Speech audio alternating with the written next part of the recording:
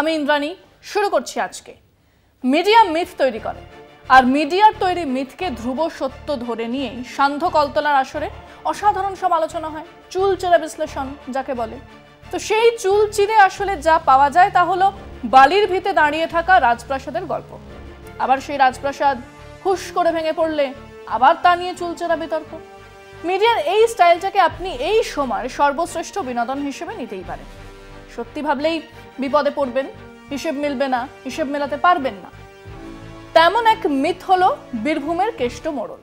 একবার নয়, বারবার বীরভূমের নির্বাচন কভার করতে গিয়ে আমার এটাই মনে হয়েছে যে হাতির দাঁতের মতোই বীরভূম জেলা তৃণমূলের এক পিলার হলো ওই কেষ্ট মোড়ল।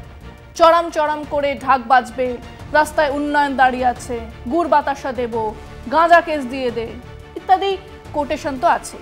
কিন্তু সেসবের পাশাপাশি চন্দ্রনাথ সিনহা, বিকাশ রায় চৌধুরী, অভিজিৎ সিনহা, আশিস ব্যানার্জি বা নানুরের কাজল শেখের মতো আরও অনেকের মিলিত প্রচেষ্টার ফল আজকের বীরভূমের তৃণমূল কংগ্রেস। তার মানে কেষ্ট মোড়ল ফালতু? একেবারেই নয়। ৭৭ থেকে যে মানুষটা সিপিএম এর বিরুদ্ধে জেলা রাজনীতিতে লড়ে গেছে তার জনভিত্তি আছে বই কি, সংগঠনের ওপরে নিয়ন্ত্রণ আছে বই কি, কিন্তু ওই যে শেষ পর্যন্ত সব হিসেবে শেষ হিসেব একমাত্র পিলারে গিয়ে ঠেকে। একটাই পোস্ট, বাকি সব ল্যাম্প পোস্ট।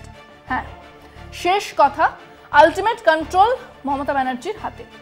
হ্যাঁ, তিনি যতটা সুতো ছেড়েছেন, ছাড়বেন তা দেখে কোনো বেড়ালের নিজেকে বাঘ বলে মনে হলে সেটা তার সমস্যা। তো সেরকম এক মিথ হলেন বীরভূমের কেষ্ট মোড়ল। সেটাই বিষয় আজকে। বীরভূমে কেষ্ট বিনা তৃণমূল, হিসেবটা দেখে নিন।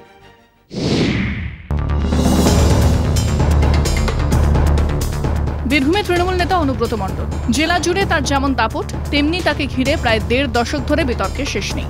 ছিলেন জেলা তৃণমূলের সভাপতি।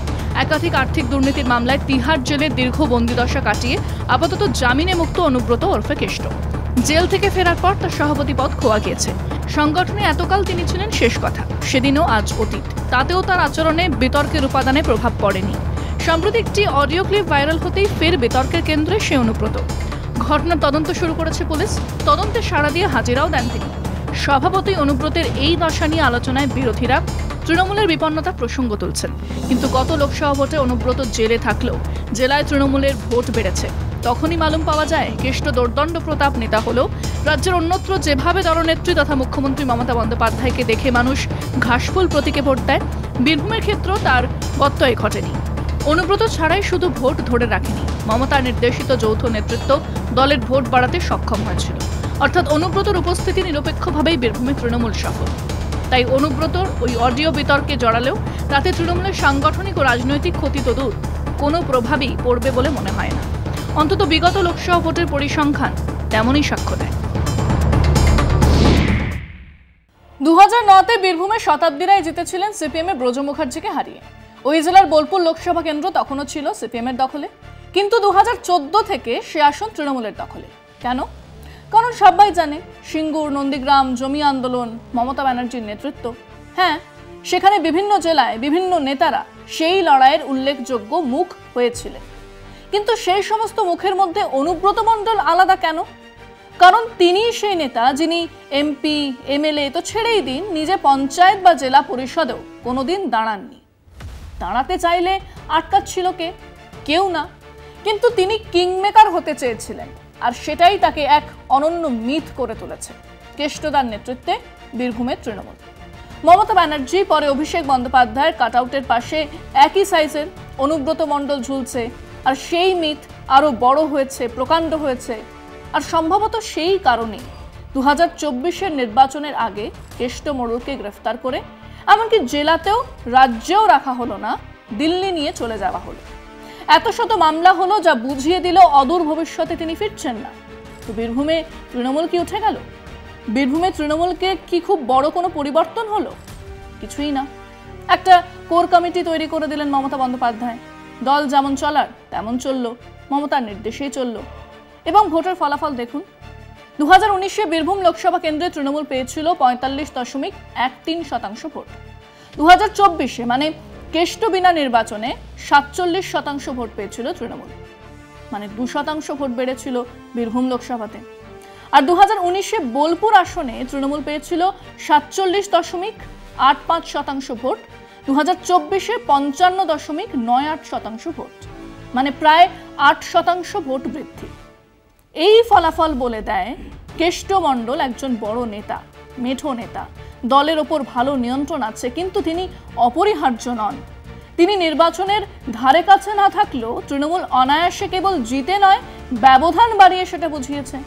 কাজেই কেষ্টমণ্ডলের ফোন, গালাগালি আর জেলার দুই নেতা কাজল কেষ্ট দ্বন্দ্বে বীরভূমের রাজনীতি বদলে যাবে বলে যারা ভাবছেন, তারা বাস্তব অবস্থাটা জানেন না, বোঝেনও না। আমরা আমাদের দর্শকদের প্রশ্ন করেছিলাম, কেষ্টমণ্ডলের ফোনে গালিগালাজ বা দলের ভেতরে কেষ্ট কাজল দ্বন্দ্ব আগামী 26-এর নির্বাচনে কতটা প্রভাব ফেলবে, নাকি রাজ্যের অন্য জেলার মতোই মমতা ব্যানার্জির নামেই ভোট হবে? শুনুন মানুষজন কি বলেছেন। মুখ্যমন্ত্রীর নির্দেশে অনুব্রত মণ্ডলের কার্যকলাপে যেভাবে বীরভূম জেলায় ভোট হয়েছে সেভাবে বীরভূম জেলায় ভোট হবে। ওসব কিছুই হবে না, মমতা ব্যানার্জির নামেই ভোটটা হবে। তাই এখন দল সামলাবে না তারা সরকার পরিচালনা করবে, এটাই তারা ঠিক করতে পারছে না। সাধারণ মানুষ পরিত্রাণ চাইছে এবং আগামী নির্বাচনে মানুষ এই তৃণমূলকে উৎখাত করবে। মমতা বন্দ্যোপাধ্যায়কে দেখেই মানুষ ভোট দেয়, উন্নয়নকে দেখে মানুষ ভোট দেয়। এই কাজল আর কেষ্ট দ্বন্দ্বতে কোনো ভোটের কোনো পড়বে না। বীরভূমে কোনো দ্বন্দ্ব নেই, দ্বন্দ্ব অনেকটাই মিডিয়ার তৈরি করা, কোনো দ্বন্দ্ব নেই।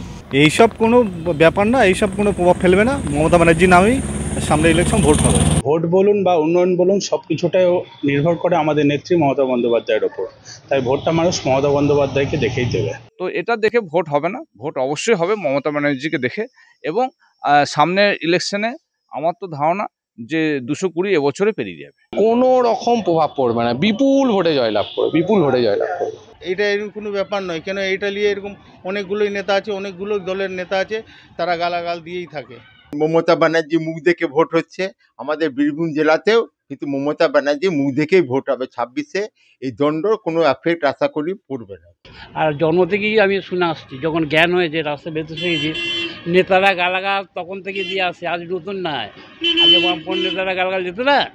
অনুব্রত মণ্ডল আমাদের বিশেষ করে বীরভূম তথা পশ্চিমবঙ্গে কোনো ফ্যাক্টর নাই। মানুষ ঠিক করে নিয়েছে যে ভারতীয় জনতা পার্টিকে আশীর্বাদ দিয়ে ভারতীয় জনতা পার্টিকে পরিষেবা দেওয়ার দায়িত্ব দেবে। মমতা দিয়ে আছেন আমাদের মাথার উপরে। বীরভূমের সর্বোচ্চ হচ্ছে কেষ্টদা। কেষ্টদায় সংগঠন সৃষ্টি করেছিলেন এবং সেই কেষ্টদার উপরে নির্ভর করি বিপুল ভোটে জয় জোগাড় হবে। 26-এ মমতা ব্যানার্জিকেই লোকে স্বতঃস্ফূর্তভাবে ভোট দেবে না। আর অনুব্রত আর না কাজল বাবু, ও তো দলের লোক। মমতা ব্যানার্জিকে দেখে ভোট হবে, বীরভূমে কেষ্টদার সংগঠনে ভোট হবে। কারণ দিদি যে 85টা প্রকল্প, প্রতিটা প্রকল্প প্রতিটা মানুষের বাড়িতে রয়েছে। আসলে 2009 থেকে তৃণমূলের যে জয়যাত্রা, তাতে জেলার নেতাদের ভূমিকা আছে। ভূমিকা আছে অভিষেক ব্যানার্জির, গ্যামাক স্ট্রিট দফতরের, ভূমিকা আছে আইপ্যাকের, কিন্তু তার সবটাই ওই মমতা ব্যানার্জিকে ঘিরে, তার ওপরে নির্ভর করে। সেখানে অনুব্রত মণ্ডল ওরফে কেষ্টমণ্ডলের এক বড় ভূমিকা ছিল বইকি, কিন্তু তা যতই গুরুত্বপূর্ণ হোক অপরিহার্য নয়। মমতা ব্যানার্জি খুব সুকৌশলে একমাত্র সিপিএম বিরোধিতার রাজনীতি থেকে সরে এসে নিজেকে এ রাজ্যে দেশে বিজেপি বিরোধী হিসেবে দাঁড় করিয়েছেন। আর কেকের ওপরে ক্রিমের মতো এক বিরাট ডাইরেক্ট বেনিফিশিয়ারি তৈরি করেই দল এবং নিজেকে এ রাজ্যে বিরোধীদের থেকে অনেক অনেক এগিয়ে নিয়ে গেছেন। সেখানে জেলার নেতা 1% ভোট এদিক ওদিক করার জায়গাতেও নেই, একজনও নয়, কেষ্টমণ্ডলও নয়। আজকে এ পর্যন্তই। দেখতে থাকুন কলকাতা টিভি, রাত দিন 7 দিন।